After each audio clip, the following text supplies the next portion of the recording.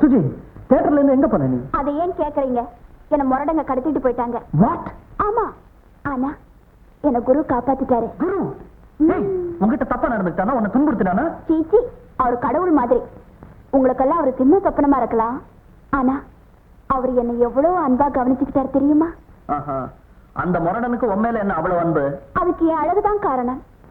ஓ, நான் பாகிஸ்தான் போயிருக்கு, ராஜஸ்தான் போயிருக்கு, ஆனா உன்ன மாதிரி லड़की मैं नहीं देखा.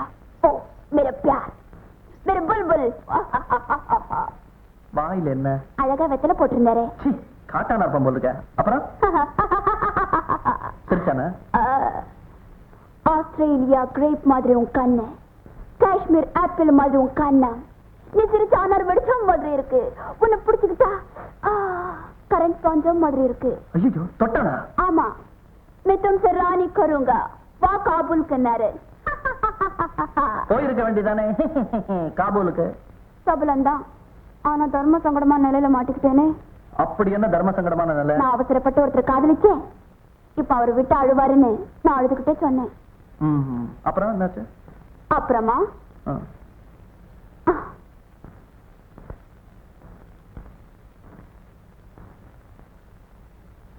तुम्हारा आंध्रू पट्ट இந்த ரோஜா பூவை நான் பொக்கிஷமா வச்சுக்கிறேன். ஜாவ், உன் காதலன் கிட்டவே போன்னு சொல்லிட்டாரு. காதலன்? யார் அவன்? அவன் பேர் என்ன? பேரே சொல்லவா?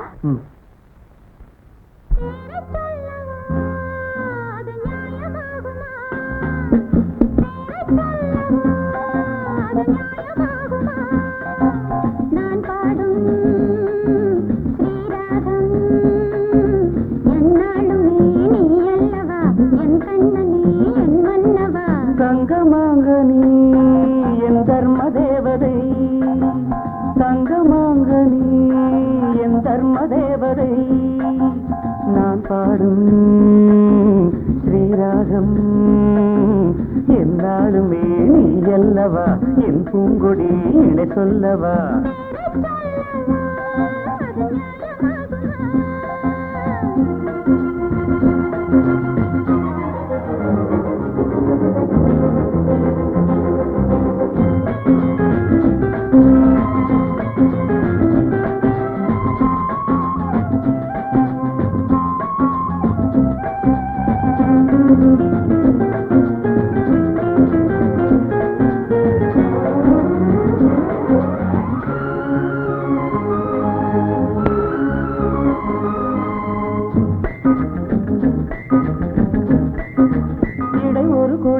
இதழ் ஒரு கனி இன்பலோகமே, உன் கண்கள் தானடி.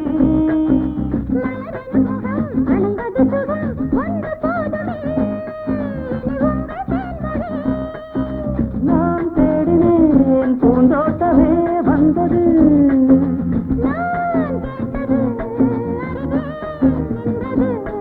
இனிமேல் பறக்கட்டும் பறவைகள் இரண்டும்.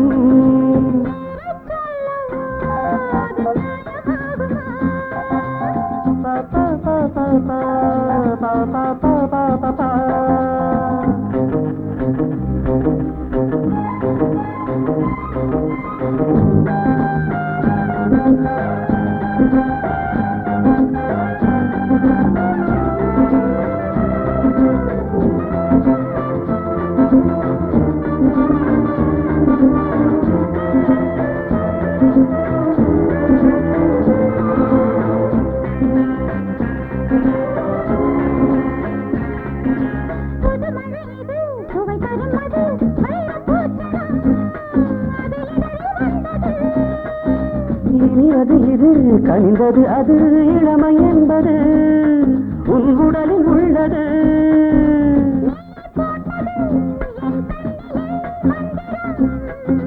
நான் பார்த்தது அழகின் ஆலயம், தங்கமாங்கனி என் தர்ம தேவதை.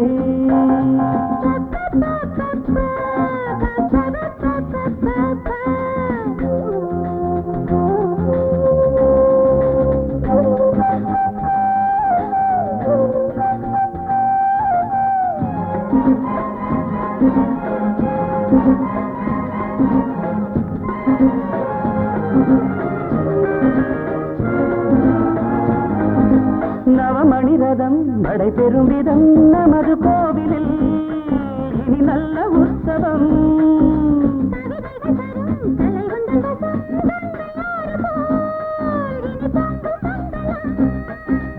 ஓராயிரம் தேனாறுகள் வந்தன,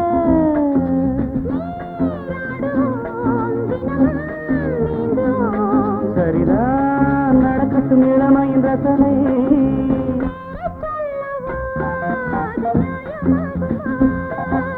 தங்கமாங்கனி என் தர்ம தேவதை,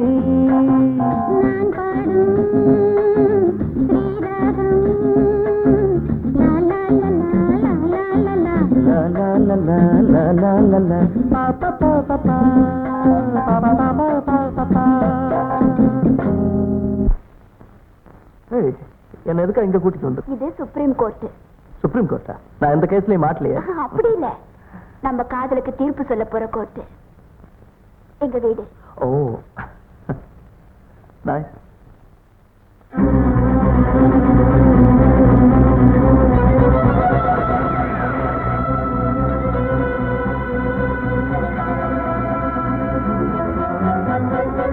இது எங்க அப்பாவோட போட்டோ.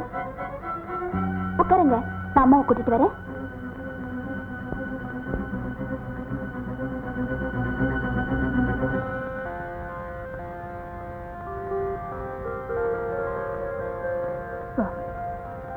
அம்மா. என்னம்மா? அவரு வந்திருக்காருமா. யாரும்மா? அவர்தான் அசோக். உன் சம்மதம் கிடைக்காம நான் எந்த முடிவும் எடுக்க விரும்பலம்மா. உன்னோட முடிவுக்கு நான் எப்பாவது ஆட்சேபனை சொல்லிருக்கேனா? வாமா.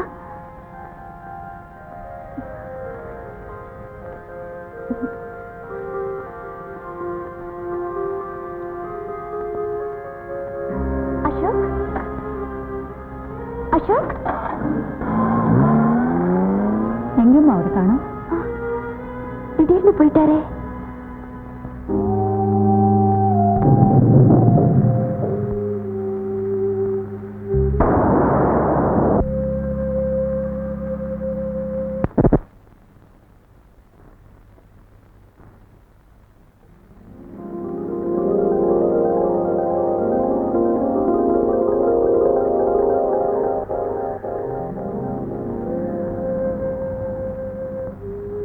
பார்வதி, இப்ப நீ உயிரோடு இருந்திருந்தா உன் மகனோட உயர்வை பார்த்து பெருமைப்பட்ட. என்னோட லட்சியங்களும் உன்னோட ஆசையும் உன் மகன் புதிய உலக உருவாக்க தோண்டிக்கிட்டு இருக்கு. ஆனா பார்வதி, உனக்கு நான் துன்பத்தை தவிர வேற எதையுமே தந்ததில்லை.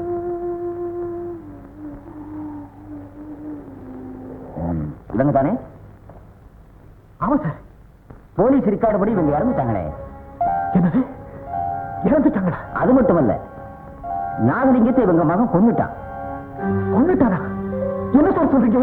அவனை போலீஸ் தேடிக்கிட்டு இருக்கு, சீக்கிரமாவே கிடைச்சிருவான். அது நடக்க கூடாது. உன் சிலையை உன் மகனுக்கு எல்லாம் காட்டி சொல்லுவேன். இந்த மேடை மேல இருக்க உன் உருவம் உன் மகனை தூக்கு மேடைக்கு அனுப்பிடும்.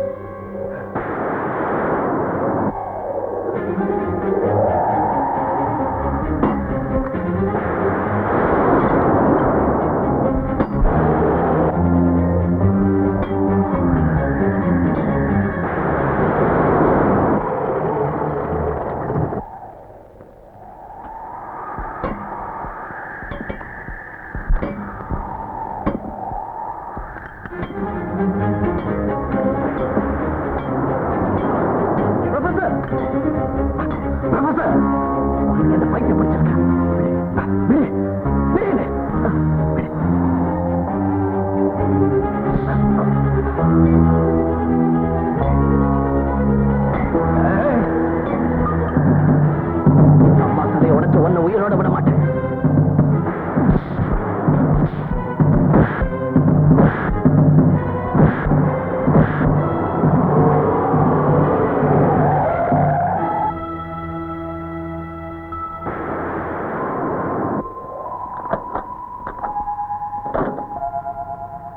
அசோக், சுஜாதா போன் பண்ண. அவங்க வீட்டுல இருந்து ஒண்ணுமே சொல்லாம வந்துட்டியாமே? ஆமா. ஏன் அப்படி வந்துட்ட?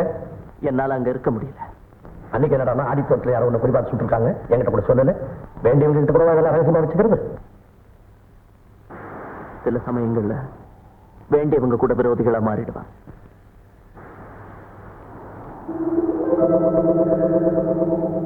ஆமா, இந்த சிலையை உடஞ்சிருக்கு. எல்லாமே உடைஞ்சு சதறி போயிடுச்சு.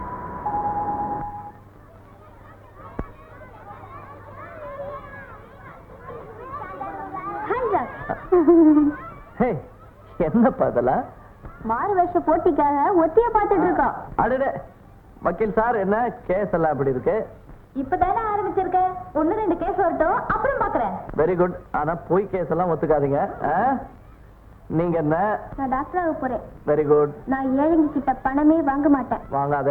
ஆனா ஒண்ணு, பணக்காரங்க வந்தாங்கன்னு வச்சுக்க, நல்ல சக்கையா புழிஞ்சிரு. நம் நாட்டை காப்பது என் கடமை. எதிரிகளை சுட்டு தள்ளுவேன். நாட்டெல்லாம் காப்பாத்துங்க, ஆனா எதிரியா இருந்தாலும் சுட்டெல்லாம் தள்ள வேண்டாம். கைகுலுக்கிட்டா போச்சு, அவ்வளவுதானே. நீங்க என்ன சார்? நான் போலீஸ் கமிஷனராக ஆக போறேன். நியாயத்தையும் தர்மத்தையும் காக்க போறேன். அப்போ இவனுக்கு எனக்கு ஒத்து வராது. ஏன்பா? ஏன்னா நான் குருவாக போறேன். பாபு, எஸ் அங்கிள், குரு தி கிரேட்.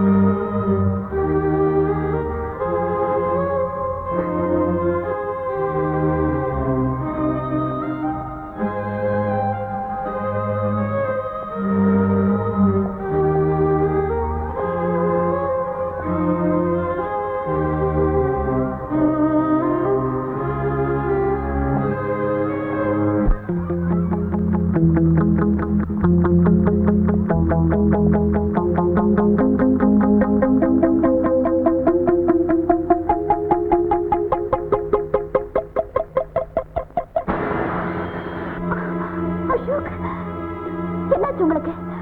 முதல்ல அந்த குழந்தை அடிச்சீங்க, இப்போ உங்க கை எல்லாமே சிதறிடுச்சு. என் மனசு, அதுல இருந்த நினைவுகள், நம்பிக்கை எல்லாமே சிதறிடுச்சு. அசோக், ஏன் இப்படி எல்லாம் பேசுறீங்க? இந்த விரக்திக்கு காரணம் என்ன சொல்லுங்க ப்ளீஸ்.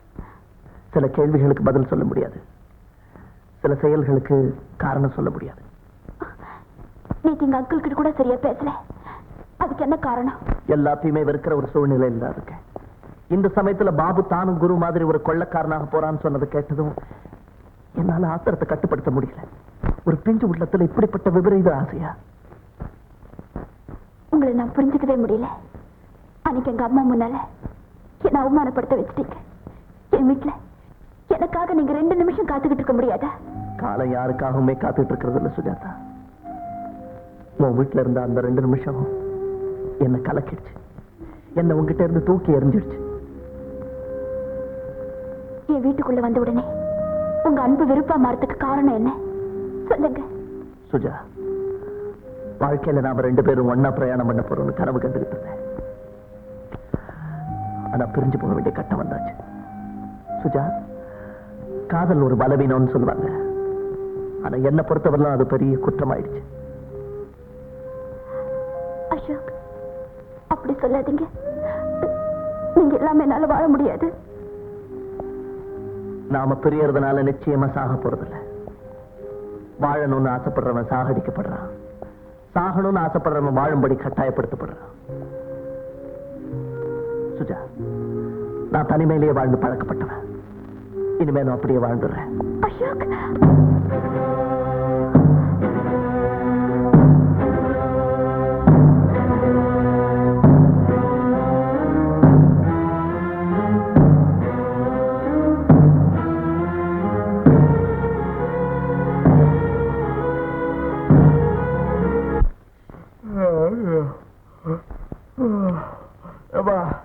அடுத்த ராத்திரில கூட்டு அனுப்பிச்சிருக்க, என்னப்பா அப்படி விஷயம்? என் எதிர்காலத்தை பத்தி நான் ஒரு இறுதி முடிவு எடுக்க போறேன். ஐயோ, அது இருட்டுல தான் எடுக்கணுமா? வெளிச்சுன்னு பகல்ல எடுக்க கூடாதா? சரி சொல்லு. ஆரம்பிக்கிற எல்லாமே முடிஞ்சுதான் ஆகணும். என்னுடைய இந்த நடவடிக்கைகளுக்கெல்லாம் நான் ஒரு முடிவு கட்ட போறேன். நான் இந்த இடத்தை விட்டு போறேன். அசோக், நீ போயிட்டீன்னா உன்னையே நம்பிட்டு இருக்கிற இந்த குழந்தைகளோட கதி. மகேஷ், இந்த நிமிஷத்துல இருந்து இந்த இடம், இந்த பார்வதி நிலையம், இதுல இருக்கிற குழந்தைகள் எல்லாத்தையுமே நீதான் பாத்துக்கணும். நம்மளால முடியாது. நானே ஒரு குழந்தை, என்ன கவனிச்சுக்கவே எனக்கு வயசு பத்தாது. என்ன விட்டு நீ. மகேஷ், நீ எனக்கு எவ்வளவோ உதவி பண்ணிருக்க. இந்த உதவியை நீதான் செய்யணும். உனக்கு என்ன பைத்தியத்தை முடிச்சிருக்கா? உன் வேலையெல்லாம் நான் பார்க்கணும்னா அப்புறம் கொள்ளக்காரனோட சண்டை போடணும், போலீஸோட போராடணும், குதிரையில ஏறி லொடலொடன்னு போகணும். எனக்கு சைக்கிள்ல டபுள்ஸ் போனாலே வலிக்குது. நம்மளால முடியாதுப்பா. அதெல்லாம் நீ ஒண்ணு செய்ய வேண்டாம். அப்பா, ஏய், நான் எல்லாத்தையுமே திட்டம் போட்டு வச்சிருக்கேன். இந்த தங்க மீனோட விலை என்ன தெரியுமா? நான் சாப்பிடுற மீனோட விலையே எனக்கு தெரியாது. தங்க மீனை கேட்கறிய? மகேஷ், இதோட விலை 20 லட்சம் ரூபாய் இருக்கும். பார்வதி நிலையத்தை காலம் பூரா பராமரிக்கிறதுக்கு இந்த பணம் போதாது. போறாது. ஏன்னா இந்த பணம் நம்மள வம்பள மாட்டி விட போகுது. தெரிஞ்சே சாவோட பிடியில சிக்கிக்க போறேன். பிளீஸ் வேண்டாம். சாவ காட்டி இந்த குருவை பயமுறுத்தாது. நாளைக்கு ராத்திரி எப்படியாவது அந்த தங்க மீனோட தான் நான் திரும்பி வருவேன். குரு நாளைக்கு சாவுக்கு சரிசமமா போட்டியிட போறான்.